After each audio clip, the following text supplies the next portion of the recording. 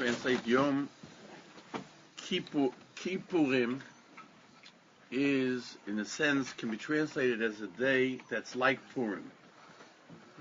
That's like Purim. Not that Purim is like Yom Kippur, but Yom Kippur is like Purim. Why is that? Because we were forgiven on Purim for our transgressions, and we were also granted the ability, for those who go into the Midrashim, at Chatzei Malchus, the ability to rebuild the Beis Hamikdash. The right to rebuild the Beis Hamikdash was also achieved. The second Beit Hamikdash was achieved through Queen Esther. My father, the Boston Rebbe Zatzal, used to mention that the difference between Purim and Yom Kippur is that on Yom Kippur you have an obligation to eat before the day of fasting, and then you fast. Vice versa, on Purim you fast and then you go ahead and eat. You eat afterwards. Which is the more difficult task? When someone is fasting, they recognize they're doing something spiritual, because it's definitely not a material idea to fast.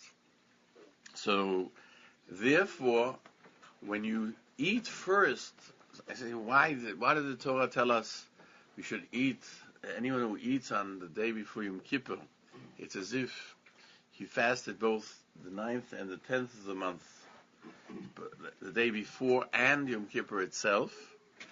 And I explain it sometimes to mean because when we fast on a regular fast day, not Yom Kippur, but even on Yom Kippur, some mention it, we say that miyut chelbi v'dami, the bit of the loss of the fat that I have stored, the blood that I have within me, the liquid that I have within my body, should be act as an offering before HaKadosh Baruch Hu. So that is when you're fasting, you feel you're doing something which is outside of the human realm. Whereas, when it comes to eating, that should be considered kadosh, something special. That is more difficult to attain. It's a level that is harder to achieve.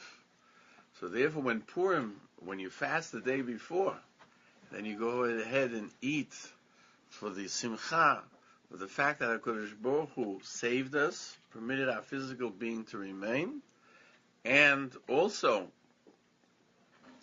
gave us the ability to have the oral tradition. If you study, as the Rebbe will get closer to Purim, I'm sure he'll tell you, the main aspect of Purim is the oral tradition that we have. Even the very fact that Purim is a writing, is one of the ksuvim, is part of the Tanakh, Torah, Nevi'im, and Ksuvim, Torah, prophets, and writings, is only because of the Torah Shebal Peh. Esther Amalko, Esther said, write me for all time. Kozvuni Lederos. Write me forever. And you can't just make a book. We Jewish people have, our writings are from either Moshe Rabbeinu Mipi Agvura, from Moses from the mouth of God, or from the prophets. But here, the writing was after the prophets, the time of the prophets was sealed. There was no prophecies that were going to be written, and she said, "Kozvuni l'deiros." There were just different concepts of what she meant, but part of it was to know that all that led up to her becoming queen, i.e., Vashti not willing to appear before the king, Vashti being executed, Esther being appointed, Mordechai finding out about the plot to kill the king. All of this made it possible for the ultimate salvation of the Jewish people. So we have to be aware that Purim is when we are accepting what we would call the tradition of the Jewish people. There are things that we do. We put on tefillin. There are no pictures in the Sefer Torah, not that I have anyway. There are no pictures. It's interesting. The Megillah is different. The Megillah, you can have beautiful designs. There are Megillahs which around them have beautiful designs. In the Sefer Torah, there are no pictures. How do you know what a tefillin is? So, well, you go back a certain period of time. You have Rashi and Rabbi Yonatan who tell us what the halacha is. But today they found in the Qumran caves where the Dead Sea Scrolls were found, they found tefillin also. They found tefillin just like we wear them today, with all the obligation of a black box. So that's halacha leMoshe Sinai. Many of this is not written; it's oral tradition, but it's tradition that the UN just did something which we didn't need to have them do it. But they came along and designated the oldest Sefer Torah that the world has as being a what do they call it? A world heritage. A world heritage. We know it's a world heritage. Okay, you also want to agree. Fine. But the uniqueness is that we haven't changed the letter from then. That we've kept the Torah complete in its written form because of the tradition of the oral tradition. The words in the Torah are not written correctly, meaning there are many words that are missing letters, and it's specifically supposed to be that way. We have to know that when we keep Torah, we keep mitzvot, we are keeping the Torah as Moshe Rabbeinu gave it to us in this month of Adar. It's the month of Adar of Moshe Rabbeinu. It's the month when he was born. It was because of him that we were the zchut, the merit of his birth and death in Adar is what saved us from Haman. So when I come to a place like here where people are continuing the tradition, and there are many beautiful traditions. I've heard from the Rov that he's half Hasidic and half from Edot HaMizrach. I have to say I'm also half and half. Why so? Because in the year 1200, I was being to Mazuz Shlita. It's one of the great Talmid Chachamim in Eretz Yisrael. He knows it. Our name originally was Benvenesti when we left Spain in 1200. Huh? Yeah. Also, it all goes back to I know it all goes all the way back to the same family. Wow. The same family, Levium. And it became a Horowitz afterwards. So there is an intermingling, and there is a uniqueness to every aspect of Yiddishkeit. My bracha to all the people that are here is that we know that there were leaders of thousands, leaders of tens, leaders of 50s, leaders of hundreds, leaders of thousands. So you might say that it's greater, which is the greater leader, a leader of 10 or a leader of thousands? So a leader of thousands would seem to be greater. But the Tosfot in Sanhedrin says that the Gemara goes and tells us that out of 625,000 Jews, there were 625 people who were leaders of thousands. And out of 625,000 Jews, there were 6,250 leaders of 10. Right? There were of hundreds rather. And out of and of leaders of 10, there was 62,500. So he says everybody can count. Why is the Gemara telling us numbers when everyone can count? And he answers that you couldn't be both. You couldn't be a leader of 10 and a leader of thousands. Why would one have to be both? Because just imagine for yourself, every leader of 1,000 had to also have a group of 10. He had to have a group of people around him of 10. And he couldn't be the leader of that group. So you would have 9 leaders of 1,000 who would have one person who would be a leader of 10. And that's basically my bracha to this community, that every leader of 10 here should be means Hashem see that from each one of the 10 there is 1,000 underneath them. There are 1,000 that will come in their place. That's what we have to look for. When you have a rabbi also, I'll just conclude with a bracha for the Rov, because when you have a rabbi, usually there's an old Jewish joke that somebody was stranded on a desert island, and they was finally rescued. And they came there and they saw that he had built 3 synagogues.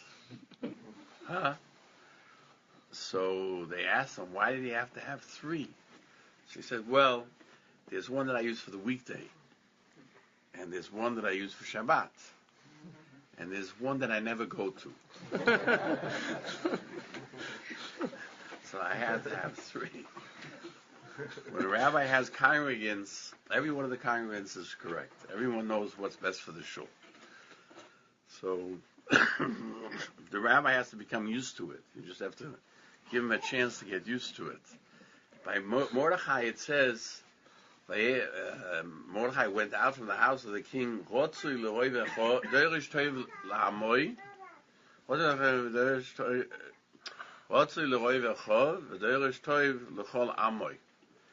It says he was accepted by the majority of his people, but he was somebody who he was always seeking out the good for everyone. And that the rabbi should be able to find for all of you the good that we can bring forth, and you should understand that a person is limited in being able to fulfill everything that you would expect them to do.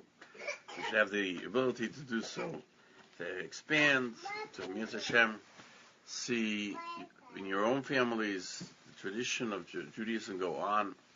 We should merit the coming of Mashiach Tzidkenu b'mehera v'yameinu. Amen. I just want to teach you a Shoshanas Yaakov. I was toying with what song I should sing for you this morning, but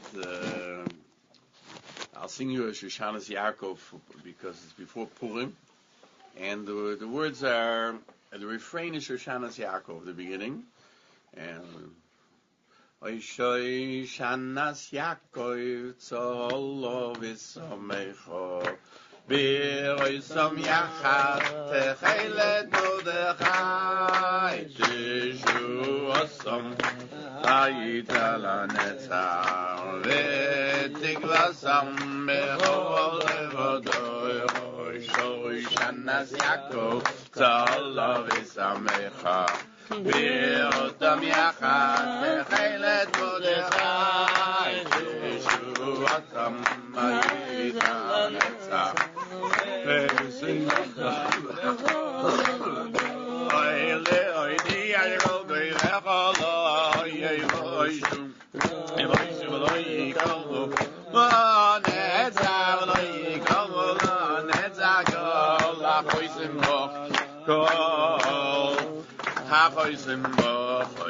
Shoshanas Yaakov tzolo v'samecho b'otam yachad Kehillat Mordechai tishu osom Hayita lanetzach v'tikvasam b'chol levodoy Avon asher b'kayday abdim Baruch Mordechai Mordechai HaYehudi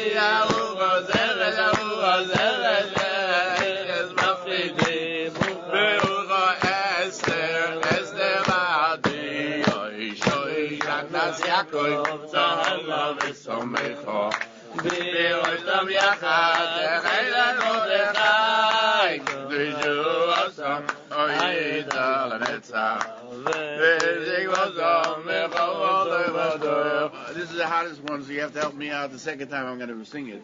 Vegam.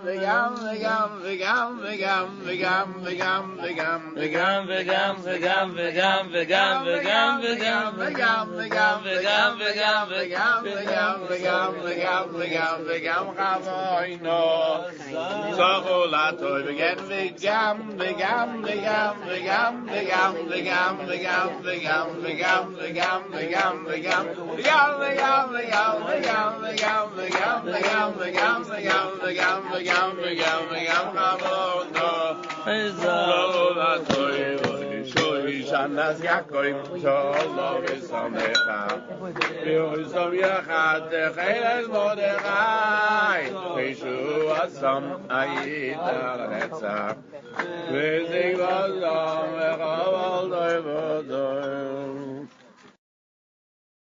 I would like to make a rikud together. We can hold hands around the table. And thinking that you know, so we'll sing it in a minute. Let me just finish drinking the revias of the kois.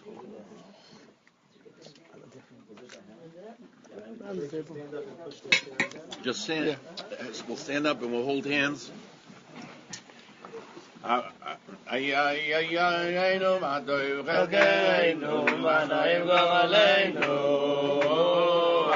Ashreinu Badorgenu Ma'im Goleinu Ay ay ay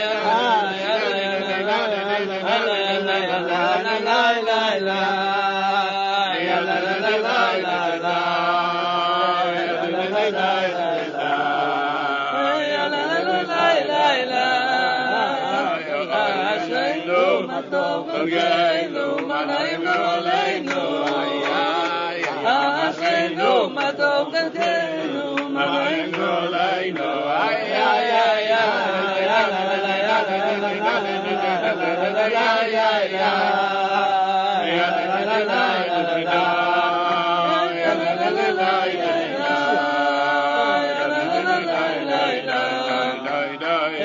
Ashreinu Matov Galkeinu Ma'im Goleinu